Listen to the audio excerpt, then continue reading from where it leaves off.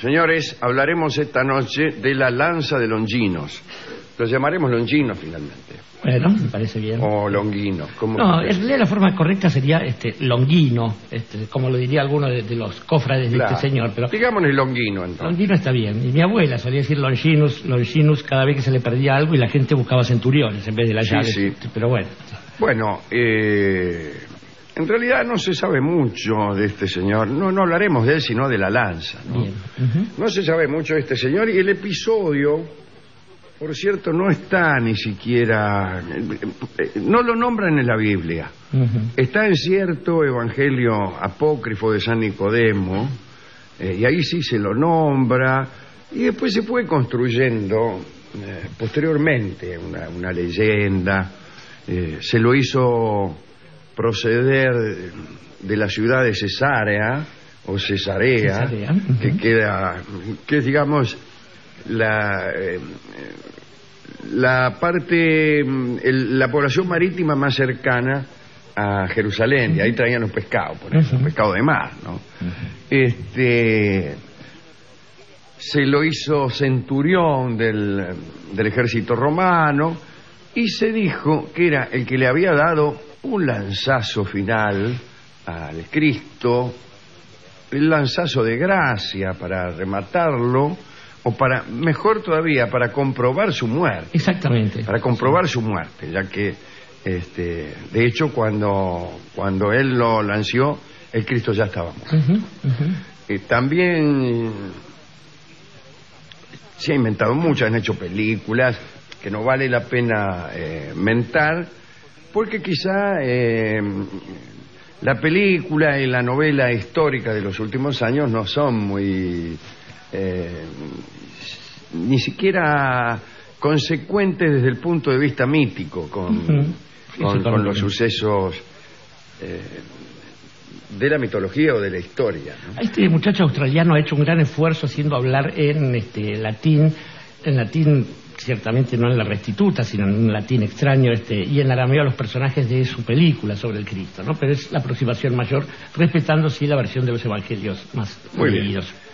Bueno, Mel Gibson, esta lanza que usó este amigo Longuino, se convirtió en un objeto sagrado del cristianismo, un objeto muy buscado, y aunque al principio los cristianos no contemplaban este culto a las reliquias, a partir del siglo IV empezaron a ser requeridas, y la búsqueda de reliquias llegó al apogeo durante las cruzadas. De hecho, Federico el Sabio donó a la iglesia de Wittenberg nada menos que las 5.000 reliquias que poseía esto es a principios del siglo XVI, ¿no? En realidad, durante el medioevo existían talleres en diversas partes del imperio o del mundo cristiano, especialmente en Italia, dedicados exclusivamente a la creación de reliquias que posteriormente se vendían como auténticas, claro, e iban a parar a monasterios, iglesias y palacios. Aquellas reliquias estaban impregnadas de santidad, según se suponía, y también de poder. Se las consideraba talismanes protectores, tenían efecto curativo sobre muchas enfermedades, y existía otra poderosa razón para que las reliquias tuvieran mercado. Cualquier comunidad que poseyera reliquias tenía garantizado el mantenimiento, gracias a las limosnas de los fieles y a los regalos de los más pudientes. Al relatar el episodio en que un centurión romano atraviesa con su lanza el costado de Jesús al término de su pasión, el Evangelio hace alusión a la profecía que decía que ninguno de los huesos del Salvador sería quebrado, ya que los romanos, para acelerar la muerte del crucificado, le rompían los huesos de las piernas. La presencia entonces de aquel soldado en el Gólgota fue tomada como instrumento de Dios para que todo lo predicho se cumpliera. De allí que la Iglesia lo santificara como San Longinos. El hombre de Longuino, el nombre, digo, como se ha dicho, no figura en el Evangelio, sino en un evangelio apócrifo que es el ya mentado de Nicodemo, que también se llama Hechos de Pilatos, en los que además se menciona a los ladrones crucificados junto a Jesús, Gestas y Dimas. Bueno, tal como explica el investigador Jesús Callejo, ¿qué tal? Actualmente existen 4 lanzas de Longinos. Algo así como la inflación celestial. Claro, muchas más, 3 más de las que existían aquel mismo día en la cumbre del Gólgota. La más famosa se conserva en el Vaticano. La segunda lanza está en París, donde fue llevada por San Luis en el siglo XIII, al regresar de la última cruzada en Palestina. San Luis coleccionaba, como se ha dicho, reliquias, y era el mismo un emisor de reliquias, ya que como tenía fama de santo aún en vida, la gente le afanaba pedazos de su vestidura, se quedaba con la tierra sobre la cual él había caminado, etcétera. Y la tercera lanza es la que se custodia en el Museo del Palacio de Hofburg, en Francia, no, en Viena, quiero decir, esta es en Viena, ¿no? Y es la que posee una historia más fascinante, porque fue la lanza que encandiló a Constantino el Grande, a Carlomagno, a Federico Barbarroja e incluso a Adolfo Hitler. La cuarta lanza se conserva en Cracovia, Polonia, pero tan solo es una copia de la vienesa que Otón III regaló a Boleslav el Bravo. Entonces la tercera es la más interesante y probablemente la más antigua, ya que, como apunta el historiador Galán Slava, se trata probablemente de un puñal prehistórico de la Edad de Hierro que alcanza 30 centímetros de longitud. Está partida en 2 pedazos unidos por medio de una funda de plata. En el siglo XIII se le añadió un clavo, pretendidamente uno de los que sujetaron a Cristo en la cruz, en el fragmento correspondiente a la punta, aprovechando el canalilio central. El clavo está sujeto a la lanza con hilos de oro, plata y cobre. En el trozo del mango se observan 2 diminutas cruces de oro. La reliquia se guarda en un antiguo estuche de cuero forrado en terciopelo rojo. Se dice que la Santa Lanza fue recogida y puesta a salvo por José de Arimatea, junto a otros objetos personales de Jesús. José era el amiguete. El alquilino de la tumba, claro, incluso. Era muy amigo de Jesús. Se dice que él juntó algunas cosas, entre ellas nada menos que aquella copa utilizada en la última cena y utilizada también, según algunos, para recoger parte de la sangre del Cristo. Copa que después fue conocida como el Santo Grial y que tiene unas virtudes que para aquí le voy a contar. Todos estos objetos, incluido el Grial, llegaron a manos de San Mauricio, que era comandante de la Legión de Tebas, martirizado junto a sus 6.000 hombres por Maximiliano Herculio, por negarse a seguir sus órdenes de hacer sacrificios a los dioses para asegurar la victoria sobre el rebelde Bagaudae. Hágame un sacrificio para asegurar la victoria sobre el rebelde Bagaudae. Me niego, dijo San Mauricio. Bueno, será usted martirizado junto a sus 6.000 hombres. Todo esto lo dijo Maximiliano Herculio. Ese era su apodo. De aquí pasaría, me refiero a Maximiliano, a la lanza, a Constantino, el emperador romano, el primero que se volvió cristiano. Y fue la lanza la que le dio supuestamente la victoria en la batalla del puente Milvio contra Magencio. Esto fue en las afueras de Roma. Luego la lanza pasó a poder de Alarico el Valiente. Alarico, un invasor un godo. Esto fue en el 410 después de Cristo. Y también al visigodo, otro bárbaro, utilizamos el remoquete que utilizaban también los romanos, el visigodo Teodorico, aquel que protagonizara el banquete de reconciliación con Odoacro, banquete durante el cual habían ideado para confraternizar que cada hombre de Teodorico se sentara junto a uno de Odoacro y se alternaran. Y a una orden de Teodorico, cada uno de sus hombres mató al de la derecha. Sin lugar a error. Si se hubieran equivocado y unos cumplían y otros no, hubiera sido desastroso para todos.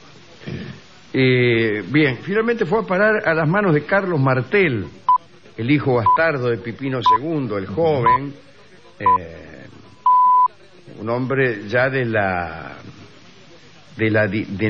dinastía del sur de Francia, aquel hombre que tenía un nombre que era la mezcla de Carlos Gardel y de Julio Martel. Bueno. Para no meter todos en la misma bolsa, ya que esto ocurrió durante la famosa batalla de Poitiers en el siglo VIII, en la que Carlos Martel derrotó a los árabes. Fue una batalla decisiva, porque si no fuera por este hombre, los árabes hubieran conquistado hasta Escandinavia, hasta Buenos Aires. Sí.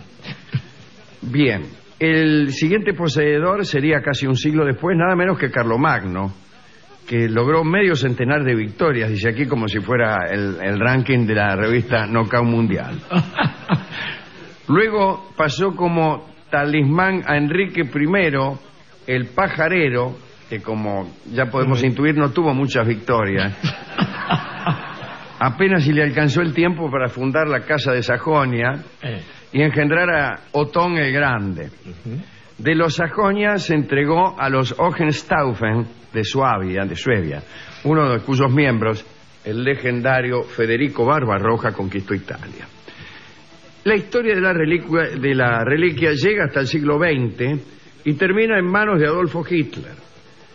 La historia se la debemos al periodista y ex militar Trevor Ravenscroft, que la escuchó a través del matemático y ocultista Walter Johannes Stein, asesor personal de Winston Churchill.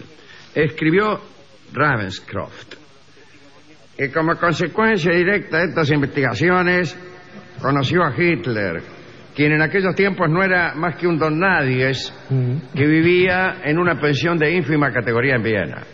Durante los 4 años anteriores al estallido de la Primera Guerra Mundial, él había descubierto la leyenda del destino histórico del mundo asociada a la lanza que se encontraba en la Casa del Tesoro Habsburgo, y también en aquellos tiempos soñaba con el día en que la reclamaría como talismán para la conquista del mundo. Quiere decir que si no fuera, etcétera. Sí. Cuando joven, Hitler se empapó de toda la historia de la lanza en el Museo de Viena y supo de inmediato que aquel era un asunto importante en su vida y nada más. Descubrió que poseerla lo asociaba a un poder procedente del cielo, de ahí que cuando Austria fue incorporada al Tercer Reich, Hitler ordenara trasladar desde Viena a Nuremberg el tesoro de los Habsburgo. O sea, no solo la lanza, sino ya que estaba... Ocurrió en marzo de 1938, quedando expuesta la lanza en la cripta de Santa Catalina, escenario de las actividades de los maestros cantores de la Edad Media, ópera que era la preferida de Hitler. Hitler supo por revelación, de qué otro modo se pueden saber estas cosas, que debía guardar el objeto bajo la custodia de oficiales de la SS, y sigue explicando Ravenscroft. El descubrimiento más importante que hizo el joven Hitler mientras estudiaba la historia de la lanza no estaba relacionado ni con los emperadores ni con sus dinastías de poder. Descubrió que la lanza había sido la inspiración para la fundación de los caballeros teutones, cuyas acciones caballerescas y valientes, y cuyos votos irreversibles y disciplina ascética habían constituido la esencia misma de sus sueños infantiles.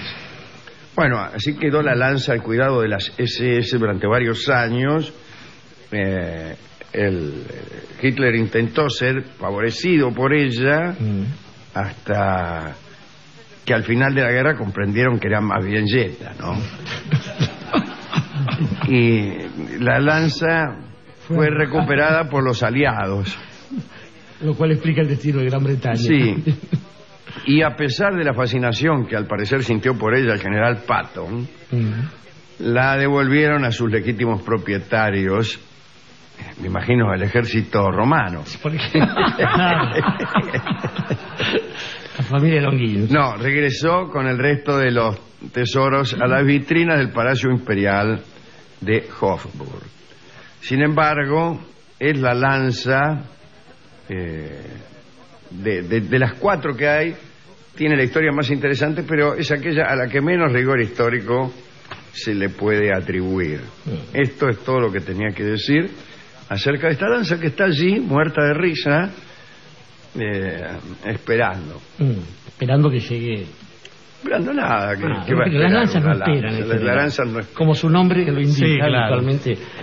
Pero, bueno, no sé, Alejandro, si usted quiere que pensemos en algún dedicando de esta charla, yo creo que es interesante pensar en esos desvíos que algunas creencias tienen hacia lo más oscuro de la superstición, puesto que las reliquias en mucho se cruzan con otro tipo de supersticiones, justamente, con otro tipo de fervores extraños en los cuales se deposita en un objeto aquello que debe estar más bien en el ánimo de las personas, en su conducta. Una hipálaje.